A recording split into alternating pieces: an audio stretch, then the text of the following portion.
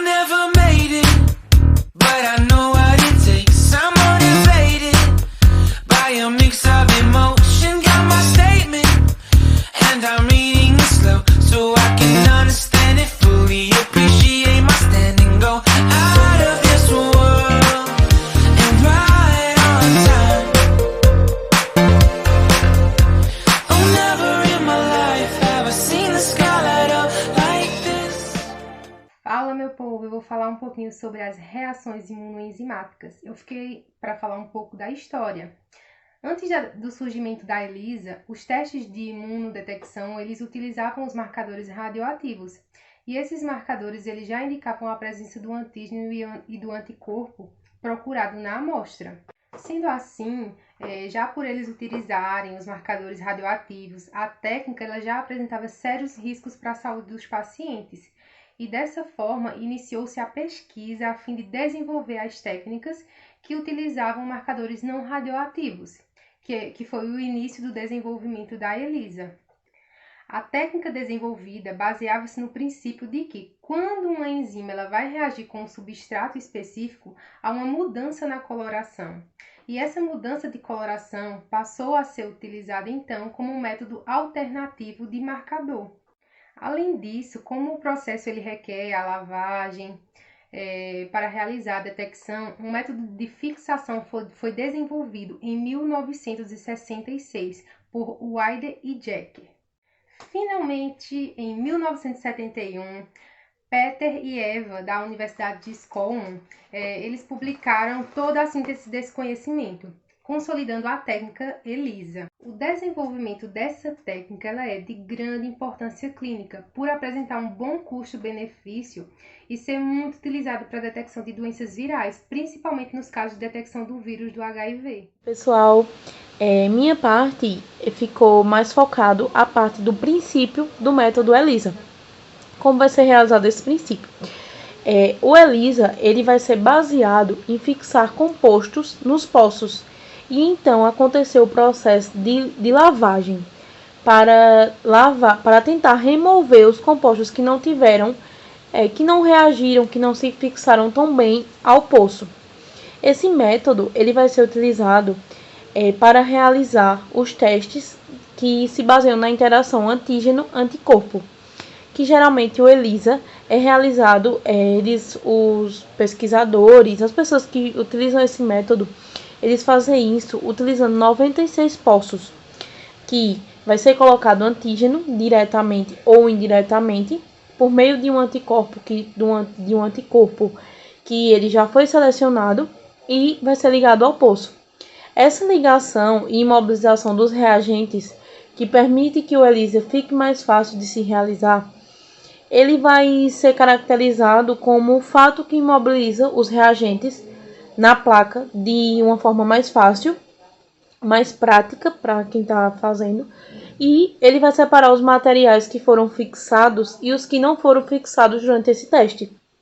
E essa possibilidade de lavar esses materiais é o que vai deixar e vai incrementar, deixando o ELISA de uma forma, sendo um método que ele vai ser uma forma mais poderosa de medição de um composto específico. O que acontece depois que ele fixa esse antígeno?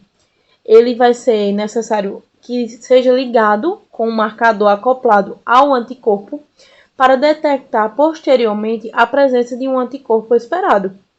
E o que acontece? Esse marcador ele pode ser fluorescente ou ele pode até mesmo ser uma enzima que tem a função de catalisar uma reação que produza um produto mensurável, uma coisa boa.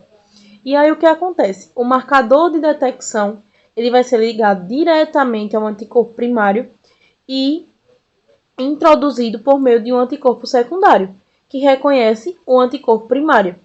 E as enzimas que são mais utilizadas para a detecção são as peroxidases e as fosfatases. Pessoal, meu nome é Maria Valdênia e eu vou falar um pouquinho sobre como obter resultados confiáveis a partir das reações imunoenzimáticas, que são reações no qual tem enzimas conjugadas com anticorpos para detectar antígenos e também quantificar anticorpos, no qual das principais técnicas é a ELISA, uma técnica aí bastante conhecida no diagnóstico de doenças infecciosas. Então, desde a coleta até a liberação do laudo, os profissionais envolvidos eles precisam seguir o POP. No geral, é necessário evitar a utilização de amostras com alterações, como lipemia, hemólise, tubação, não utilizar reagentes ou conjuntos de diagnósticos que estejam fora do prazo de validade ou que mesmo que esteja dentro do prazo de validade, que possuam alterações que sejam impróprias para o uso. No caso do conjunto de diagnóstico, armazenar ele de acordo com as orientações do fabricante e que o substrato ele seja armazenado em locais que seja evitado o contato com substâncias metálicas ou oxidantes. Não misturar controles conjugados, placas, reagentes de diferentes lotes e de diferentes fabricantes. Fazer a leitura da absorvância de acordo com a recomendação dada pelo fabricante e fazer uma limpeza periódica e uma manutenção dos equipamentos a serem utilizadas, entre Sou aluno outros. do nono período de farmácia, Jonathan. Vou falar sobre alguns dos métodos de ELISA, que são de forma direta, indireta e também os SEDUS.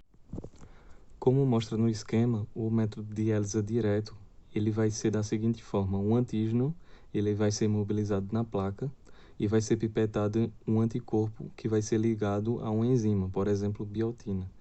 Já nesse outro método, como mostra na imagem do ELISA indireto, ele vai ser um anticorpo que vai ser também imobilizado na placa e é uma detecção que é composta por 2 passos. Primeiro, um anticorpo primário é ligado ao antígeno específico e depois ele vai ser adicionado em um segundo anticorpo, que vai ser ligado a uma enzima que se liga ao anticorpo primário.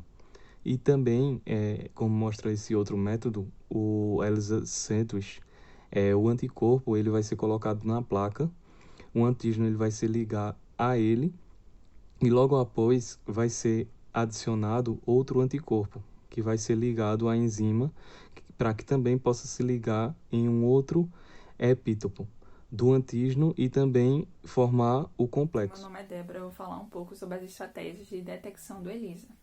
Se sabe que o teste ELISA ele é capaz de detectar tanto antígenos como anticorpos em uma amostra, por meio das suas atividades enzimáticas. E com isso, entre as enzimas utilizadas, temos a peroxidase, que devido à sua propriedade de ser conjugada, além de ser revelada por várias substâncias cromogênicas, é uma das mais utilizadas. O estágio final dos testes ELISA é a detecção, que envolve a introdução do substrato à enzima marcadora. A enzima ela converte esse substrato em um produto detectável, que é diretamente proporcional à quantidade de antígeno capturado na placa e ligado aos anticorpos de detecção.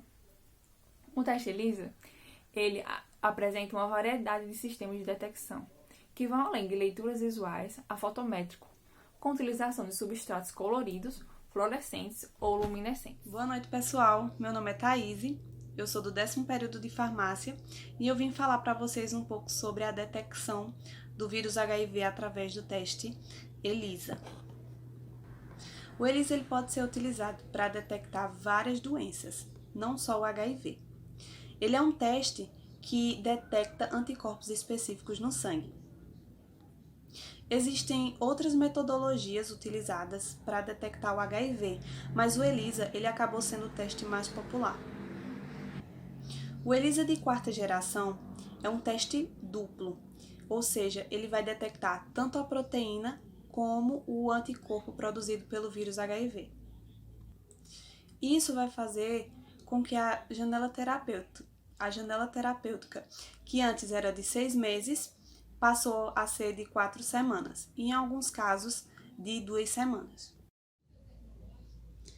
Então, aí como vocês podem observar, a técnica é bem simples.